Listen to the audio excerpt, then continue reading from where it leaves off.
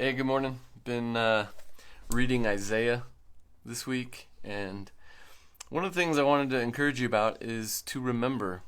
It's easy to forget, and if we're not intentionally trying to remember the things that God's done in our lives, we'll quickly forget. At least I do. But in reading Isaiah this week, I came across a scripture that kind of brought me to a place of sober mindedness, I guess. I'm only in like the second chapter of Isaiah, but so far it's the prophet. He's the prophet of the southern kingdom, and he's trying to get Israel to remember and turn back to God because they've forgotten him and pursuing their own desires and, just forgetting the good things that God has brought them through and done for them. And we see in Isaiah that he's just crying out, trying to get them to turn back. And so I read the scripture. It's Isaiah 2:20. It says, "In that day, a man will cast away his idols of silver and his idols of gold, which they made, each for himself to worship." When I read that this week, I was instantly brought to sobriety in the sense of perspective, who God is.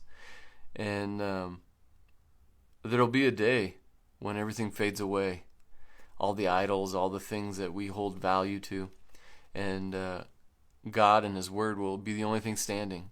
And that, in a minute, just by reading that scripture, helped me to remember God's goodness. And it was amazing too, because yesterday when I read that scripture, it set the tone for my whole day. I started off and my car started breaking. It broke down on the freeway, and luckily I was able to get to a side street and spent all day fixing it. And luckily I had some good friends that were supporting me, and I don't know where I'd be without community, and I don't know where I'd be without the fellowship of believers that are surrounding me. So I'm grateful this morning for my community and those that are trying to follow Christ. And I want to encourage you to remember the good things God's done in your life, and don't forget. There's a proverb. It's 14:12.